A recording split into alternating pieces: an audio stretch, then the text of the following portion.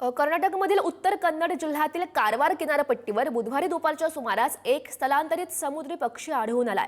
या पक्षाच्या अंगावर चीनी बनावटीचं जीपीएस ट्रॅकिंग उपकरण बसवण्यात आलं होतं। भारतीय नौदलाच्या अत्यंत महत्त्वाच्या आयएनएस कदंब या तळाजवळ हा पक्षी आढळल्यानं या भागात एकच खळबळ माजली। या घटनेची स्थानिक पोलिसांसह वन विभाग आणि नौदल प्रशासनाच्या संयुक्त पथकानं चौकशी सुरू केली आहे।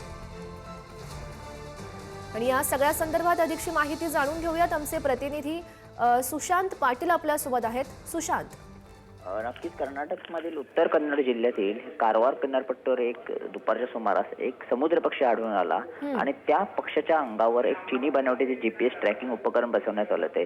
त्यामुळे भारतीय नौदलाच्या या आयएनएस कळंब त्याजवळ हा पक्षी सापडल्याने मोठी खळबळ उडाली। तर इथे हा पक्षी कशासाठी, तर काही पोलिसांच्या माहितीनुसार ही माहिती मिळाली की कारवारच्या किनारपट्टीवर हा मिळालेला पक्षी जखमी अवस्थेत होता आणि त्याच्या पाठीवर जीपीएस ट्रॅकिंग उपकरण बसवण्यात आले होते। आणि ही जेव्हा बाब लक्षात आली तेव्हा त्याला वन विभागाच्या अधिकाऱ्यांकडे त्याला सुपूर्द करण्यात आले। त्याला तपासले असता त्याच्यात इलेक्ट्रॉनिक युनिट आणि एक लहान सोलर पॅनल असल्याचे आढळून आले। मात्र त्यात एक चिठ्ठी होती आणि त्या उपकरणाची इथे, आणि त्याच्यावर एक ईमेल आयडी लिहिलेला होता। त्या तो याच्याशी रिलेटेड होता की बीजिंगमधील चायनीज अकॅडमी ऑफ सायन्सेस अंतर्गत असलेले research centre for eco environmental science या संस्थेशी संबंधित असलेले निष्पन्न झाले।